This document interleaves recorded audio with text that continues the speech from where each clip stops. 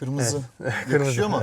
Yakışıyor. Yakışıyor, size de yakışmış. Sağ olun, sağ olun. AMG Hangi olunca. araçtayız? EQE53 AMG modelindeyiz. Bu EQE serimizin en performanslı modeli. 625 beygir güç, 935 Nm torkla 3,5 saniye 0 değerine sahip ki oldukça hareketli bir araç. Zaten sürüş esnasında şimdi deneyimleyeceğiz. Deneyimleyeceğiz. Bu arada paylaşıyorum YouTube.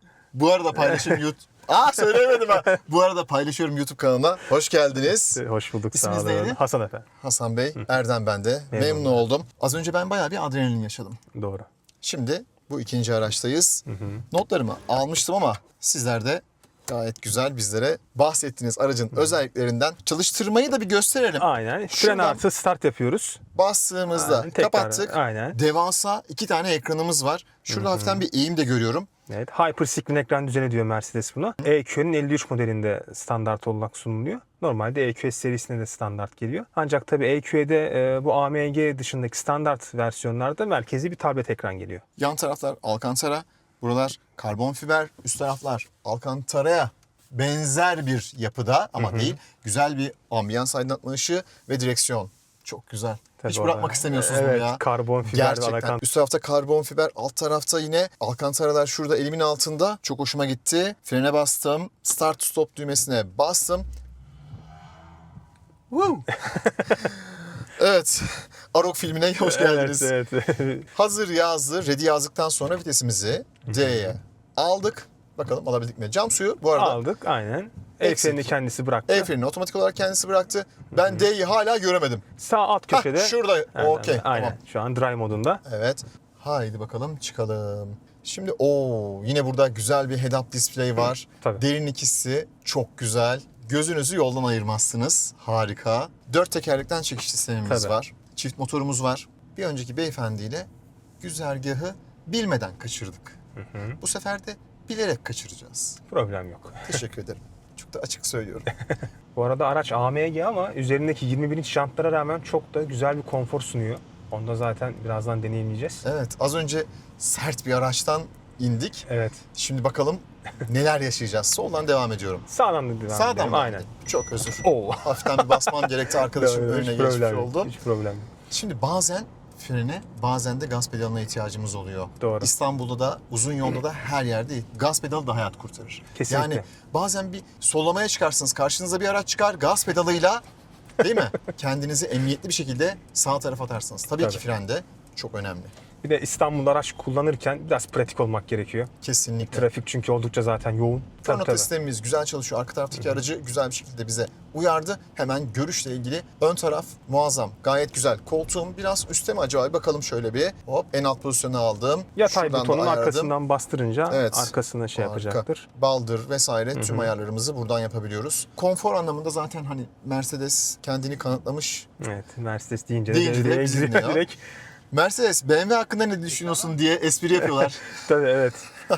O da şu an Mercedes Me hizmetlerinin sunmasıyla beraber daha efektif çalışmaya başladı. Yapay zeka desteğiyle geliyor. Orada açıkçası biraz daha algılama durumu da gelişti. Onunla beraber önümüzde yüksek bir dashboard var ama dediğiniz gibi bakış açısı ve görüntü oldukça ferah ve rahat. Herhangi bir kör alan kalmıyor. Heybetli bir arabadayız çünkü. Evet. Hemen oradan devam edeyim. Sağ taraf, sol tarafta görüş açısı çok güzel. Sadece nerede sıkıntı var? Arka tarafta sıkıntı var. O da aracın kup yapısından dolayı. Onun için 360 derece kamera desteğimiz mutlaka vardır. Tabii, Değil mi? standart geliyor. Standart olarak geliyor. Artık orada kameralara güveneceğiz. Yeni nesil araçlarda böyle. Tabii. Bir de tabii bu aracın aerodinamik kas sayısını da ayarlamak için bu tarz bir tasarıma gidiliyor. Kesinlikle. EQ'de 0.22 rüzgar sürtünme katsayısı var. Bu da gerçekten tasarımının elektrifikasyona ne kadar uygun olduğunu bize gösteriyor. Ve tamamen burada Mercedes doğuştan elektrikli ve buna uygun bir tasarım ortaya çıkarttı. Hani biraz daha böyle olana elektrik motoru takmak değil de elektrikli bir araba için baştan aşağı bir dizayn oluşturdu. Onun da zaten getirisi ve verimi hem menzil anlamında hem sürüş anlamında kendisini hissettiriyor. Şuradaki havalandırma Tabii uçak nozullarına benziyor. değil mi?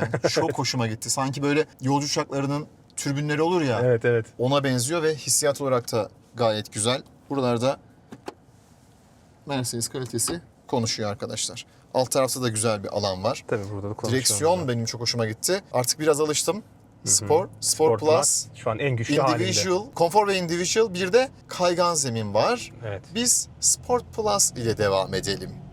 Peki Sport Plus'ı aldığımızda o suni sesler geliyor mu? Tabii geliyor. Birazdan şimdi tam gaz yapacağımız adamlar Pardon, bir şey Evet, diyordunuz. bunu kastediyordum tam tamam. olarak. Burada tabii ki yapay motor sesiyle de biraz Motor daha bizi sesiyle gıdıklıyor açıkçası gıdıklıyor. performanslı kullanım anlamında. Buradan rejenerasyon gücümü bu sefer arttırıp azaltabiliyorum. Tabii ki muhtemelen oto modumuz da varmış. Tabii. Oto modunda bir adaptif cruise kontrol gibi çalışıyor. Gayet sürüş konforunu arttıran bir özellik o da. Tabii verimliliği en üst aşamada sağladığı için menzilimize artı değer katıyoruz özellikle şehir içi kullanımlarda. Ama tabii bunu kullanmak istemeyen, rahatsızlık duyduğunu belirten müşterilerimiz de oluyor ki Mercedes burada bunu kapatma olanağı da sunuyor zaten. İsterseniz buradan normal repükülasyon ya da güçlü olarak bunu ayarlayabiliyorsunuz. Tabii. Toplamda 3 kadememiz var. Oto konumunu aldığımız zaman ne oluyor? Şimdi mesela ayağımı gaz pedalından çektim. Aslında güç pedalı da diyebiliriz. Önde araç yavaşlıyor. Reküpelasyon yapacak. Ayağım frene yakın. Sadece şu an basmıyorum hatta. Hiçbir sistemi de açmadık. Hız sabitleme sistemini de açmadık şu anda. Evet. Şehir içinde gidiyoruz. Adaptif cruise kontrol gibi çalışıyor. Evet. O da bayağı bir... Araç yavaşladı. Hiç frene basmadım. Dursa zaten duracağız. Evet. Ve araç gitmeye başladı. Tabii ki Buradan güç pedalına, gaz pedalına basmam gerekiyor. Evet. Tabii ki hız sabitlemeyi açmış olsaydım öyle bir ihtiyacım olmayacaktı. Tabii çünkü hız sabitleme sistemimizde stop and go özelliği de var. Yani kendi durup kendi kalkabiliyor. Gayet güzel. Buradaki ekranlar süper spor ekranımız var. Wow. Şöyle bastığımız zaman aman. Evet, saniye, burada Bu hakikaten manyak bir şey yalnız. 935 Nm torku gerçekten yani iliklerimize kadar hissettiğimiz bir araba. Bir de burada hani yan taraftaki kişi daha fazla bunu hissediyor. Neden? Çünkü ne zaman buna maruz kalacağımızı bir de bilmiyorsunuz. destek alınan bir direksiyon olmayınca Evet, kesinlikle. ister istemez kesinlikle. yapışıyoruz arka tarafa. Çok güzel. Gerçekten. Fakat gücü iletmek de çok önemli. Şu an ıslak zemindeyiz. Güzel bir şekilde iletiyoruz. Çok da fazla zorlamadık tabii ki. Şöyle sol tarafa alalım. Arkadaşlar sonuçta bir fizik var. Zorlarsanız her araç sizi yolda bırakabilir. Tabii, Bu kesinlikle. öyle bir virajda basalım, Mercedes bizi tutsun. Hiçbir araç sizi Kesinlikle. bu şekilde tutmaz. Tabii. Burada da hani kendimizi kandırmayalım. Bakın şimdi güzel bir şey geldi. Kırmızı ışıktayız. Trafik ışıklarını aldı buraya koydu. Evet. Oraya bakmama gerek yok. İkaz gelecek mi bana? Yok, ikaz vermiyor. Orada gözümüzde takip etmemiz gerekecek ama şöyle bir konforu var. Bazen ışığın çok altında kaldığımız zamanlarda hiç eğilip bükülme durumuna gerek kalmadan Evet. oradan takip edebiliyoruz. Bunu çünkü biz genelde Türkiye'de yapıyoruz değil mi? Her şey sınırına Böyle kadar. Sonuna kadar gidelim. Şimdi azıcık daha gidelim. Mesela gidelim. Ben görüyorum hala orada. Görüyorum. Aynen öyle. Böyle bakmama gerek yok. Direkt karşımıza buradan çıkıyor. bakabilirim. Bu arada güzel pozisyonda kaldık. Işık yeşil olduktan sonra yine bir Roketleyelim mi? roketleyebiliriz Hadi ya. bakalım roketleyelim, güzel. Ben de şöyle azlık yapayım. Kırmızı ışığımız yeşile döndü ama araçlarımız tabii ki ihlal yapmazsa olmaz. Evet. Bastım. Of, çok iyi. Ah! Çok güzel. Çok güzel. Arkadaşlar tabii ki fazla basmıyorum. Ama bastığınızda gidiyor. Hani- Sıfırdan bastığınız zaman elektrikli arabaların hepsi gidiyor. 90'lıyız, 80'liyiz bastım. Burada da gidiyormuş ya. Evet. Yok, gerçekten farklı Çok bir araba. iyi, çok güzel. Şunu fark ettim. Amortisör sistemi sertleşti. Gayet güzel. O tokluğu verdi. Tabii. Orada hafiften böyle bir bozukluk vardı. Onu verdi. Amortisör ayarında yapabiliyoruz. Şuradaki Tabii. ayarlardan onu ayarlayabiliyoruz. Fakat önceden ayarlanmış ayarlarımız var. Biz bunu eğer Sport Plus'a aldığımızda otomatik olarak işte yürüyen Dinamik aksam moduna- vesaire tüm her şey burada ayarlanmış oluyor. Konforu aldığımızda ses gitti. Tabii daha bir medeni ve yumuşak hale geliyor Yumuşak otomobil. hale geldi. Sport Plus da tabii ki artık en sert, en halini alıyor ki ona rağmen ve gerçekten Mercedes'i farklı kılan bir husus olduğunu düşündüğüm bir olaydır bu. 21 inç janta rağmen ne kadar medeni geçtik o çukurlardan. Evet. Hiçbir bam, güm, vuruntu hayatta olmuyor. Evet. O da tabii mühendisliğin getirmiş olduğu bir şey. Mutlaka. Şöyle bir bakalım. Evet, gaz tepkisi Şu an- anında. Gecikme, çok böyle minik bir gecikme var. O elektrikli tüm araçlarda olan bir şey. Gayet güzel. Frenden ayağınızı bıraktığınızda rejenerasyonu hemen bırakıyor. Beğendim. Sürüş dinamikleri, sürüş kalitesi anlamında bir Alman mühendisliğinin elinden geçmiş bir araçta olduğumuz belli oluyor. Peki. Evet, bunun açılma için bir yöntemi var mı ya? Var, aynen. Biraz serttir o. Biraz yukarıya. Ya ben bir Mercedes test ettim. Bana dediler ki sen yanlış yapıyorsun. Evet, ben yanlış yapıyormuşum. Böyle değil. Şöyle biraz daha yukarıdan açmak gerekiyormuş işte. Demek ki biraz da bilmek gerekiyor. Tabii. Biz de araçları test ettikçe öğreniyoruz. Her şeyi bilemiyoruz. Kesinlikle teoride bir yere kadar ilerleniyor Evet. çünkü. Deneyimlemek farklı. Biraz da müzik sistemini test edelim mi? Tabii Burmester ses sistemimiz var aracımızda. Bu da gayet başarılı bir çıkış değerine sahip. Onunla beraber tabii şimdi radyo kanalını açacağım. Radyodan devam edelim. Hiç sıkıntı değil. Otomobillerde sevdiğim iki şey var. Biri viraj almak, iki müzik dinlemek. Elbette ben de benzin almak ya da işte arabayı şarj etmekten hoşlanmıyorum ama müzik kalitesi anlamında çok başarılı. Tabii bir de Çok en güzel. maksimum seviyede açmamıza rağmen herhangi bir bozulma ve radyo kanalında olmasına Film rağmen sesi ve radyo olmasına evet, rağmen gerçekten hiç bir şey olmadı yani. kesinlikle çok güzel. Ön taraftaki head-up display'den biraz bahsedeyim. Tabelayı görüyorum, hız sabitlemeyi eğer açtıysam onu görüyorum, süratimi görüyorum ve ellerimle tabii direksiyonu tuttuğumu şu anda bana gösteriyor. Geldim, bastım, durdum. Frene uzun basarsam Tabii hold hold tuşuna pozisyonunu alıyor. hold pozisyonunu alıyor. Aracın dış tasarımında böyle bir yağmur damlası formatında bir format var. Aracımızın tasarımında özellikle dış tasarımında hiçbir şekilde köşeli bir alan yok. Evet. Tamamen yuvarlatılmış hatlara sahip ki bu da o 0.22 CD katsayısını sağlamak adına yapılan bir şey. O yüzden o damla formu da dediğiniz gibi bulunuyor Erdem Bey. Tabii ilk başta çok sıra dışı bir tasarım olarak geldi insanlara. En nihayetinde herkesin gözü alıştı ki tasarım anlamında da çokça beğenen bir profil ve kitlemiz de var ki zaten yapılan adetlerden de bu belli oluyor. Mercedes'in bu tasarımdaki az önce bahsetmiş olduğumuz üzere temel amacı doğuştan elektrikli ve elektrifikasyona en uygun tasarım. O anlamda böyle bir yol izlediler. Çok güzel. Ay. İyiydi. Evet, Yani ayağımın altında öyle bir güç var ki gerçekten doğru. muazzam bir şey. Mesela şöyle bir algı var hocam. Elektrikli araçlar çok hızlı, çok hızlı. Aslında mesela Mercedes'in de tüm elektrikli araçları çok hızlı değil. Tabii ki hızları var ama mesela GLB en son makyajından 160 kW ile gelmek Evet, zorunda kaldı ki 218 vergi beygir. diliminde olsun. 218 beygirlik bir güce sahip. İşte burada muhtemelen 8 saniye civarında 0-100 hızlanması vardır. Fakat elektrikli araçlarda evet en büyük potansiyel aktarmasız olarak gücü ilettiği için ve torku maksimum seviyede en baştan beri verebildiği için çok hızlı gitme potansiyeli var. Fakat bir diğer potansiyel de şu, eğer siz aracı ekonomik kullanırsanız kesinlikle meyvesini alıyorsunuz. Tabii kesinlikle. Şimdi dediğiniz gibi elektrikli arabalarda bir aktarma organı olmadığı için güç direkt tekerleklere aktarılıyor. Burada da zaten başta bir o güç algısı fazlaca hissediliyor yakıtlı araçlara göre. Bir de elektrikli araçlarda da bu menzil olayı aslında bence biraz göreceli. Evet. Şimdi bir WL tipi değeri veriliyor ama buna ulaşmak da ulaşamamak da biraz da sürücünün elinde. İşte rejenerasyon, Mercedes'te reküperasyon, farklı markalara farklı şekilde algılanan bu geri dönüşüm olaylarını efektif kullanır. Biraz da arabanın dilinden anlarsak ki o vaat edilen menziller yakalanabiliyor. Ancak tabii verimlilik anlamında çok üst düzey araçlar. O karbon salınımı olmaması, deneyimledik, gücün direkt aktarılıp o ivmelenme. Zaten şimdi şu sürüşe alıştınız. Kendiniz standart bir içten yanmalı araca geçin. Gerçekten çok yavaş Tabii gelecek öyle oluyor size. zaten hocam. Evet. Biz elektrikli araç kullandıktan sonra benzinliğe geçtiğimiz zaman evet bazı araçlar zevk veriyor. Fakat güç anlamında o gücü tabii ki alamıyorum. 625 beygir, 950 Nm torkumuz var evet. dedik. Şehir içinde 490 ya da 450 kilometre arasında bir menzilimiz var. 0-100 hızlanmamız 3,5 saniye. Eğer test aracı alırsak onu Racebox'ta test ederiz. Şu an güzergah uygun değil. Bagaj hacmimiz 430 litre. DC'de 160 kW'a kadar şarj edebiliyoruz. AC'de 22 kW'a kadar şarj edebiliyoruz. DC şarjda %10'dan 80'e 32 dakikada şarj ediyoruz ki gayet güzel bir süre bu. AC'de 0'dan 100'e 4 saat 45 dakika sürüyor. DC şarjda 10 dakikada 110 ila 130 kilometre arasında bir menzil elde ediyoruz. Tamam. Bolu'ya gittik. 10 dakikada bir kahve aldık geldik. 10 dakikada gidip gelemezsin. Tabii kesinlikle. Mesafe de var arada biraz. Kesinlikle. 100 kilometre. Yani Bolu'dan Ankara'ya neredeyse işte biraz da cebinde vardır, tabii. bataryan da vardır diyelim. Tabii. Muhtemelen varırsınız. Ya tabii zaten orada zannetmiyorum ki hiç kimse 0'a 0 bataryadan açmaya çalışmasın. Mutlaka. Yani mutlaka. tabii olağanüstü bir durum olmadığı müddetçe. Uzun yollarda şarj konusunda da eski kaygı artık hemen hemen tükendi diyebiliriz ki. Şimdi zaten 800 volt mimari gibi daha hızlı şarj alma seçenekleri hayatımıza girdiği için. Bu arada 800 volt mimarisine sahip. E-Köy'de bulunmuyor efendim. Pardon. 400 volt.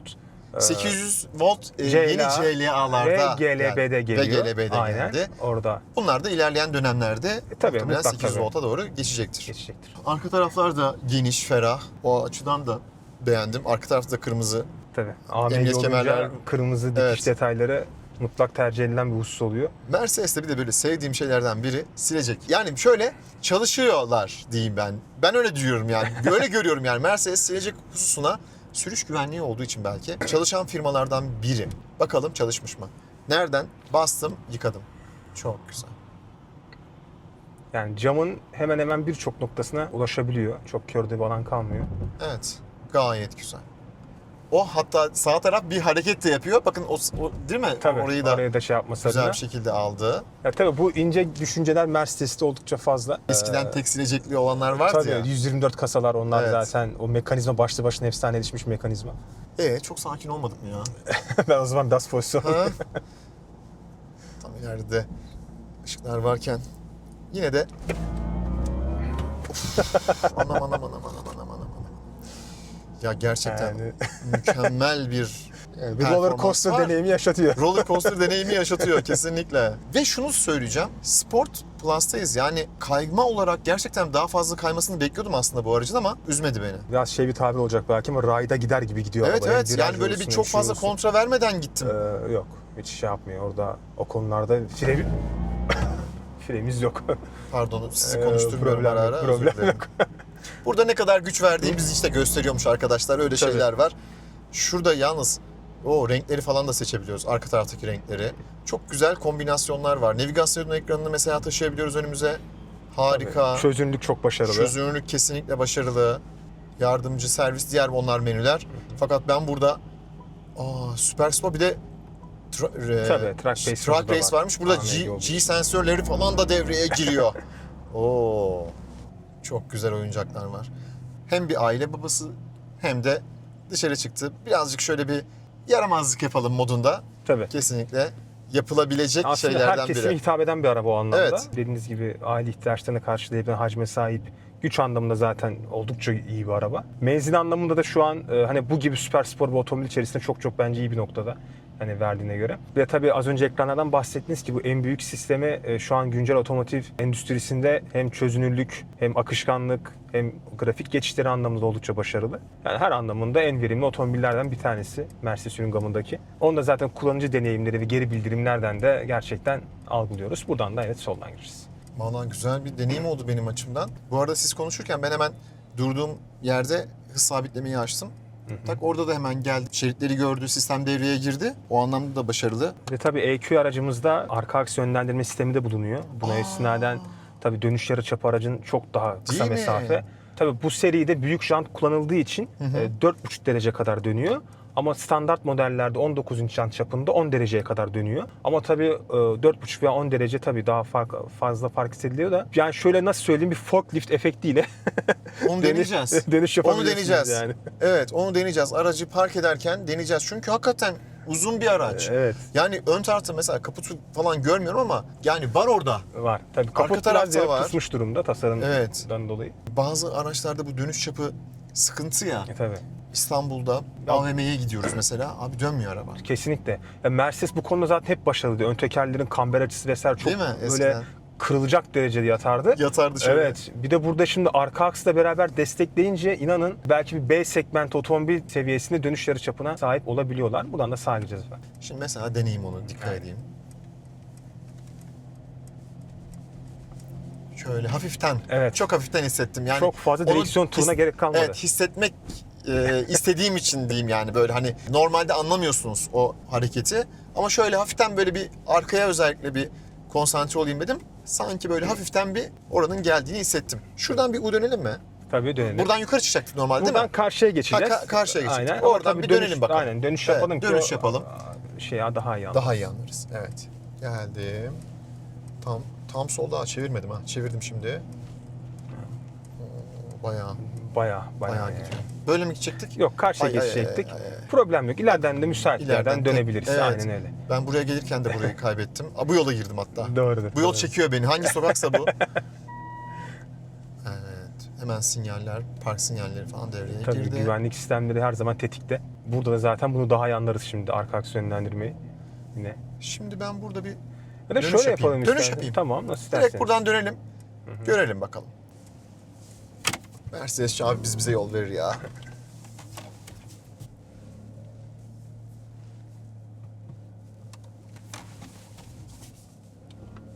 Evet. Bakın nasıl. Çok iyi. Evet. Anladım. Arka taraf böyle geldi. Aynen öyle.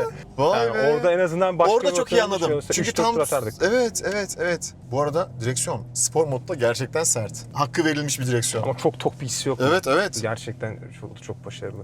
Biraz böyle AMG olduğu için o yuvarlak takımlarla da bir uçak lövyesi edası Çok güzel. var yani. Ekranı böyle hani engellememiş görüşü, şuradaki hissiyatlar çok güzel. Ay. Çok basmayalım.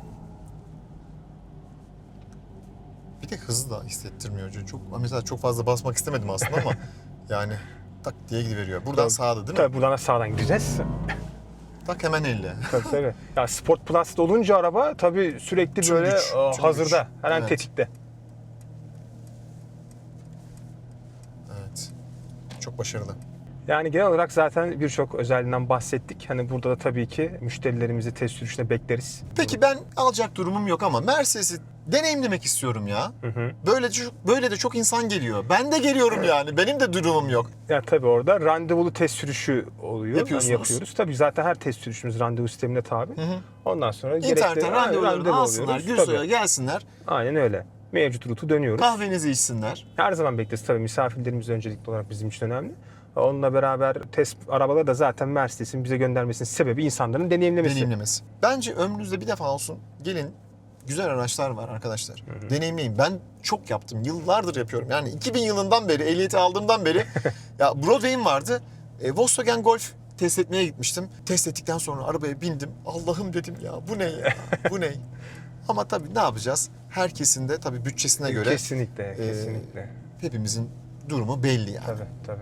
Mercedes-Benz Gülsoy Florya acentesine, acente mi oldu? Acente olduk artık evet. Evet. Acentesine geldik. Hasan Bey'e çok teşekkür ediyorum. Ben Güzel teşekkür bir ederim. deneyim oldu benim için. Benim için de büyük keyifti. Geldiğiniz için biz teşekkür ederiz. Sizi kanala abone etmiş miydik? Tabii. Etmediysek de Etmediysek bakacağız ona da. paylaşıyorum YouTube kanalına. Anında. Abone olmayı unutmayın arkadaşlar. Tabii. Bir sonraki test aracımız ne olacak bilmiyorum. Bunlardan hepsini alacağım herhalde bugün. Bugün hepsini... Gezeceğim, Evet. duracağım. Bugün bir test sürüşü faaliyetimiz var. Artık sıradaki Güzeldi. arabalara- Kahvemiz özellikle harikaydı. Şimdi şuraya gelelim. Geri gelelim bakalım. Neredeyiz? En yukarı kaldırıyoruz. En yukarı kaldırdık. Aynen. Aynalarımız aşağı indi. Şuraya doğru girelim. Şimdi geriye doğru gittiğim için ne olacak? Arka taraf Tabii. daha rahat oraya girecek. Bakın arka teker kıvrıldı bile. Kıvrıldı değil mi? Evet. Ben onların ara çekimlerini alırım, eklerim. Çok başarılı. Arkayı o kadar güzel soktu ki içeriye. Yani tamam ben acemi olduğum için yani tek şeyde yani bu sisteme alışan insan tek seferde rahat gelir. Tabii. Zaten bu arka aks yönlendirme sistemine alışan müşterilerimiz de sistemin o hayatı kolaylaştığını o kadar çok vurguluyorlar ki. Değil mi? Hani dediğiniz gibi AVM'lerin dar otoparklarında, dar sokak ve caddelerde tek turda manevramızı yapabiliyoruz diyorlar. Bu çok büyük bir açıkçası güzel bir şey. Kesinlikle. Hani bir de insan bu gibi fonksiyonlara alıştıktan sonra standart bir otomobile bindiğinde o arka aks yönlendirme sisteminin farkını daha iyi anlıyor. Daha iyi anlıyor. Tabii. Bir günde nasip olursa detaylı bir teste alırım. Tabii. Genel anlamda beğendim. Güzel bir tanışma oldu benim için. O zaman bir sonraki testimize geçiyoruz. Görüşürüz. Görüşmek üzere.